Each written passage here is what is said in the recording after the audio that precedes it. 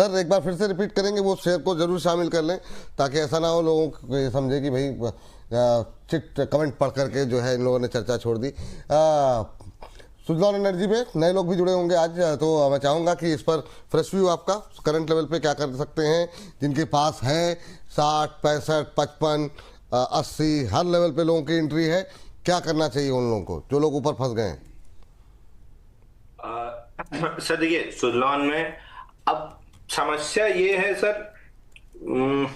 चलिए मैं आपको लेवल ही बता देता हूँ, फिर इतना लंबा ज्ञान इतनी बार दे चुका हूँ, उसके बाद भी नहीं अगर आपको समझ में आ रहा तो फिर भगवान ही के आप राम भरोसे बैठे हैं। पहले 52 नहीं टूटना चाहिए था, जब 52 टूटा था तो फिर टारगेट खुला था 46 का, फिर 46 नहीं टूटना चाहिए था। सेलिंग प्रेशर में 46 भी टूटा है, 37 रुपए 90 पैसा अगला वीकली पे स्विंग लो है, ये आपका टारगेट खुल जाएगा। 1 से 2 हफ्ते आपको समय देना था, 2 हफ्ते पूरे हो चुके हैं, तीसरा हफ्ता है।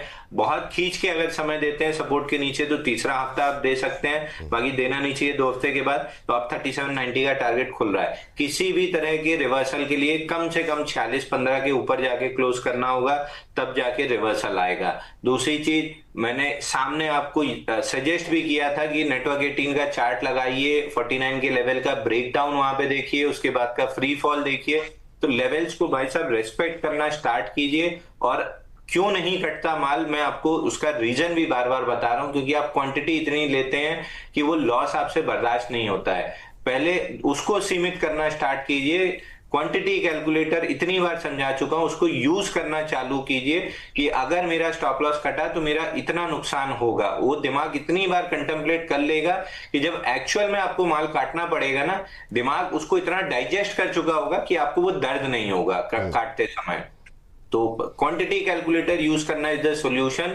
सुजलॉन पे बार बार सवाल पूछना कोई सॉल्यूशन नहीं है, क्वांटिटी कैलकुलेटर यूज करना सॉल्यूशन है, ताकि आप सही क्वांटिटी लें, और सही लेंगे तो निकलना आपके लिए आसान होगा, प्रॉफिट में भी लॉस में भी। चलिए ठीक। इस बीच हमारी वैरागी अमर जी हैं, एक दर्शक कह रहे हैं कि अच्छा अब समझ में आया, अंशुल सर का पहला प्यार टाटा स्टील है, इसलिए स्टील जैसे हो गए हैं, इमोशनलेस।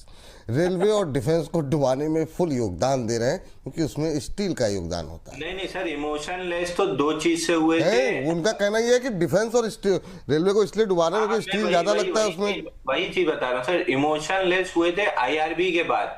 आईआरबी ने जो धोखा दिया था ना, शादी का वादा करके जो तलाक में 70% संपत्ति लेके गया था, उसके बाद से बिल्कुल किसी स्टॉक से मोहब्बत मुझे नहीं रह गई है। मैं निर्दयता से सबको तुरंत काट के खाली कर देता हूं जो लॉस देता है। तो जिससे मोहब्बत है वो घर में है, परिवार बिल्कुल बहुत बढ़िया से संभाल रही है। दूसरी मोहब्बत कैपिटल से है जो स्टॉप लॉस से बचती है और क्वांटिटी कैलकुलेटर से बचती है। तो अब मोहब्बत 3 चीज से है, एक घरवाली से जो घर में है, दूसरा कैपिटल जो ट्रेडिंग अकाउंट में है, तीसरा अपना क्वांटिटी कैलकुलेटर से, ताकि पहले से पता हो कि स्टॉप लॉस कटे तो मेरा कितना नुकसान होगा। जी अंशु सर के साथ ये अच्छी बात है, मैनेज अच्छा कर लेते हैं ताकि मतलब हर जगह संतुलन बना रहे। लास्ट में आखिरी बाल पे मतलब बाकी सब कुछ करेंगे, लास्ट में जाकर के सब बैलेंस कर लेते हैं, ये अच्छी बात है। चलिए ठीक है, आगे बढ़ते हैं सर। वो सुजलॉन पे अमित सर आपकी और अंबाला मैम की भी टिप्पणी इसलिए चाहेंगे क्योंकि मतलब काफ़ी लोगों के सवाल थे, तो ठीक है एक एक व्यू और आ जाए। अमित सर आपका व्यू क्या है इस पर? सर देखिए, शॉर्ट टर्म में मुझे ऐसा लगता है ये 3820 तक एक बार टेस्ट हो सकता है। वहां पर अगर टेस्ट होता है तो एक रिस्क ली जा सकती है 35 रुपए 90 पैसे और 95 पैसे के स्टॉप लॉस से। एक बाउंस बैक एक्सपेक्टेड है 48 और 51 तक का। लेकिन ओवरऑल लॉन्ग टर्म का टारगेट मैं पहले भी कह चुका हूं, मुझे 33-34 रुपए दिखता है। कब आएगा, कैसे आएगा, क्यों आएगा, वो तो न्यूज बताएगी बाद में। लेकिन ओवरऑल लॉन्ग टर्म सेटअप 57 रुपए 80 पैसे कटने के बाद ही बनेगा। इनफैक्ट जब ये 58 के आसपास था तभी मैं कहता था 61-80 के ऊपर निकल जाए तब तेजी ट्रिगर होगी।